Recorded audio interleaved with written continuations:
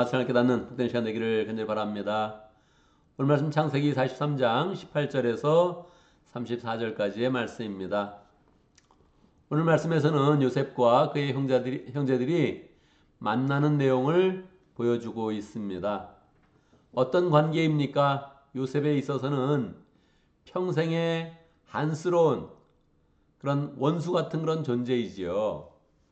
이제 요셉이 형제들을 만났을 때 원수는 외나무 다리에서 만났다 하고서 그냥 자기의 그런 원한을 다 풀어내야 되는데 그렇게 하지 않고 그 모든 그런 과정 가운데서 두 번째 만나는 시간 가운데서 요셉의 마음은 잘 준비가 되었고 또 요셉의 형제들도 또 요셉을 팔았던 그 일에 대한 그런 후회를 하게 되고 회개하게 되고 새로운 그런 그 마음으로 잘 준비가 되었던 것입니다. 요셉이 그의 그런 종들에게 이야기를 합니다. 이 형제들을, 이 사람들을 다 나의 집으로 데려가라. 그렇게 이야기를 했습니다. 그 요셉의 집으로 데려가는데 성경에서는 뭐라고 표현했냐면 요셉의 형제들이 요셉의 집으로 끌려가면서 그렇게 이제 표현되어져 있습니다. 그러니까 이 요셉의 형제들은 아직 잘 모르는 거죠. 어떤 상황인지 잘 모르고 그 집으로 데려가려니까 야 이거 특별히 지금 신문을 하려고 하나 보다. 지난번 국식을 사러 왔는데 돈이 그 자료 가운데 그대로 있었는데 그 문제에 대해서 지금 지적을 하나 보다 하면서 막 두려워하고 있는 것입니다. 그런데 분위기를 보니까 그렇지 않은 거예요. 요셉의 집에 들어가자마자 그 문을 지키는 그런 관리인한테 이야기를 하는 겁니다. 우리가 지난번 자료에 돈이 있었는데 사실은 여차여차 해서 우리가 집어넣은 게 아니고 훔친 게 아닙니다. 막 변명을 이제 하지요. 근데 그 종이 좋게 이야기를 하면서 부드럽게 이야기를 하면서 하나님의 축복을 전합니다. 그 돈은 아마 하나님께서 여러분에게 주신 것 같습니다. 여러분이 했던 돈은 다 받았습니다. 걱정하지 마십시오. 그렇게 이야기를 하는 거예요. 집에 와보니까 이제 또 그동안 잡혀 있었던 시몬이 풀려나서 집으로 오게 되고 집에 와보니까 벌써 분위기가 신문하는 그런 분위기가 아니고 잔치의 분위기가 된 거예요. 이제 정오에 점심때 온다 이렇게 이야기했는데 사실 요셉은 굉장히 바쁜 업무를 지금 보고 있는 겁니다. 이집트의 그런 총리가 되어서 이집트뿐만 아니라 주변에 있는 여러 나라들의 그런 식량 이런 문제까지 다 해결을 하면서 굉장히 바쁜 업무를 보고 있는 것이죠. 성경은 그냥 바쁘게 지나가는 것이고 요셉의 그런 삶 가운데 중요한 것은 형제들과 화해하는 것이다. 그렇게 하면서 요셉의 모습에 이제 주목하여서 보고 있는 것이죠. 요셉이 집에 와 보니까 형제들이 다 이제 잔치를 준비하고 거기서 기다리고 있는 거예요.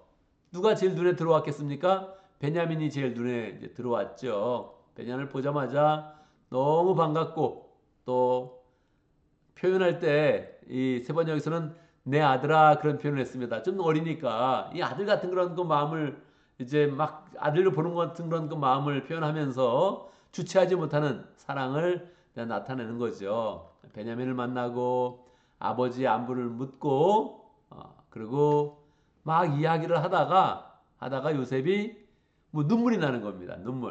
눈물을 주체하지 못하고 이제 눈물을 흘릴 곳을 찾아서 밖으로 나가서 한국에서 눈물을 막 흘리고 돌아온 겁니다. 그리고 이제 자리를 다 배치해서 잔치를 베풀어서 즐겁게 먹고 마시는 그런 모습으로 오늘 본문이 맞춰지게 됩니다. 오늘의 말씀 가운데 가장 중요한 그런 장면은 눈물을 흘렸다는 그런 장면입니다. 눈물은 여러 가지가 있잖아요. 요셉이 형들을 보면서 눈물을 흘렸다. 어떤 눈물을 흘리겠습니까? 처음엔 한스러워서 이제 원수 제대로 만났구나. 나 인생을 이렇게 힘들게 했던 이 원수들 이제 만났다 하면서 눈물을 흘리면 그 다음에 눈물을 흘린 다음에 어떻게 하겠습니까? 한스러운 눈물을 흘렸다면 원수를 갚으려고 하겠지요. 그런데 지금 이 눈물은 베냐민을 보면서 아들과 같이 막 느껴지면서 이 동생을 보면서 주체할 수 없는 그 사랑의 그런 그 마음을 느꼈단 말이에요. 그리고 형제를 볼 때마다 이 형제들도 참 불쌍한 사람들 아닙니까? 자기를 시기하고 질투해가지고 같은 그런 형제를 파는 그런 마음을 가졌는데 참 안 됐다. 이제 그런 그 마음을 이제 갖는 거예요. 안 됐다. 그런 마음을 가지면서 다 용서가 되어진 거고 화해하는 그런 마음을 가진 것이고 예수 그리스도의 그런 영으로 함께 충만한 그런 분위기를 만들어 간 거죠. 우리 주님도 십자가 위에서 눈물을 흘리셨습니다. 어떤 눈물을 흘리셨을까요? 아파서 눈물을 흘릴 수도 있고 고통 가운데 눈물 흘릴 수도 있고 자기를 조롱하는 사람들이 너무 서러워서 눈물 흘릴 수도 있는데 예수님은 하나님의 그런 사랑을 가지고 이 땅에 내려오셔서 그 죄인들을 용서하는 그런 그 마음으로 눈물을 흘려서 예수님을 향해서 대적하고 배반하고 조롱하는 모든 사람들의 죄를 씻어주는 그런 역할을 했던 것입니다. 요셉도 눈물을 흘리는 그런 가운데 왜 원망의 마음이 없었겠습니까? 자기가 고생한 게 있는데 왜 원수를 갚고 싶은 그런 마음이 없었겠어요. 그런데 그에게 넘치는 하나님의 은혜, 그 모든 고난을 통해서 총리까지 세우신 하나님의 은혜가 떠오르면서 하나님이 우리를 이렇게 인도하셨고 결국 이 가운데 모두가 살 길을 열어주셨구나 이렇게 생각을 하니까 눈물을 흘리면서 그 모든 형제들의 잘못도 다 덮고 다 모든 사람을 포용할 수 있는 그런 마음을 가진 것입니다. 여러분 우리가 요셉이 눈물을 흘리는 그런 장면을 보면서 우리의 그런 삶도 눈물이 있는 그런 삶이 돼야 됩니다. 현대의 그런 삶이 점점점 발전돼 가는 것 같지만 사실 사람들의 감정은 자꾸 메말라 가는 거거든요. 그래서 눈물을 흘리는 그런 경우가 별로 없습니다. 우리의 그런 삶 가운데 눈물을 흘리는 그런 사건을 만나는 경우가 별로 없죠. 그런데 우리의 그런 그 마음을 예수 그리스도의 그런 그 마음으로 풍성히 담아서 하나님의 그런 사랑을 풍성히 담는 가운데 우리의 그런 감정이 눈물을 흘릴 수 있는 그런 그 마음으로 가야 되죠.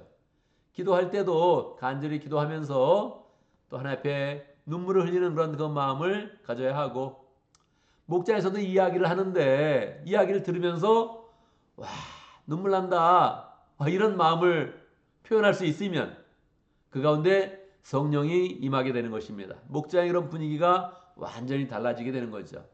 자기의 그런 서러움 때문에 눈물을 흘리고 너무너무 분하고 억울해서 눈물을 흘리면 그런 거는 그것도 도움은 되는데 큰 역사를 이뤄내지는 않죠. 하나님이 부으시는 그 자비의 마음, 긍휼의 마음, 다른 사람을 불쌍히 여길 수 있는 그 마음을 가지면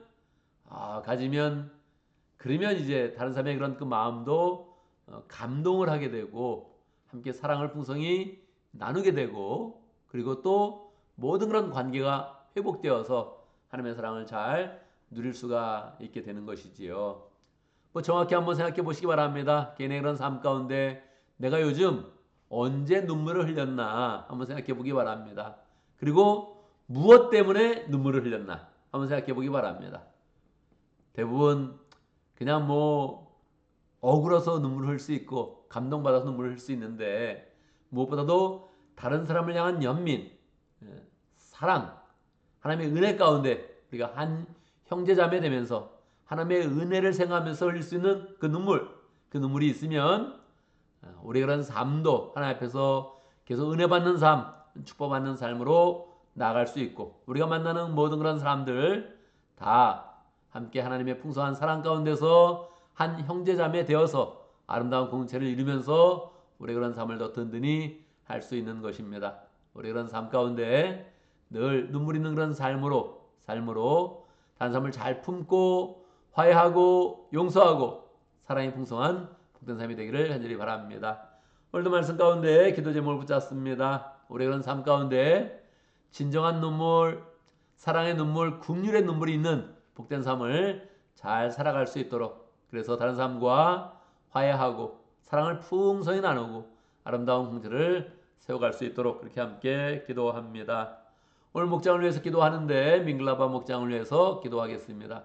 이지훈 목자님, 이로즈 목녀님 위해서 기도하고 목원들 위해서 기도하고 신우영 성사님 위해서 함께 기도하겠습니다.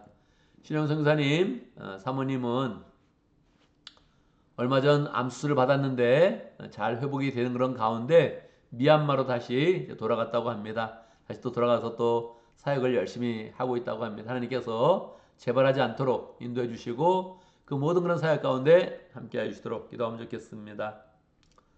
오늘 금요일을 맞이했습니다. 교회를 위해서 기도하는데 목장마다 가정교회 모임 은혜 가운데 잘 가질 수 있도록 그렇게 함께 축복하면서 기도합니다. 또한 멕시코 선교팀 오늘 또 마지막 사역이 되어지고 또 이제 오늘 밤 또 내일 새벽에 이제 돌아오게 될 텐데 하나님께 돌아오는 건 여정 가운데 함께 하시고 안전하게 하시고 건강하게 하시고 또 국경을 통과할 때도 또 잘 통과할 수 있도록 축복하면서 기도하면 좋겠습니다.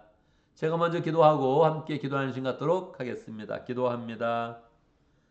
할렐루야. 하나님 아버지, 죄인인 우리를 주님께서 인도하여 주시고 축복하여 주시고 구원하여 주시고 하나님의 사랑과 은혜를 풍성히 부어주시니 감사합니다.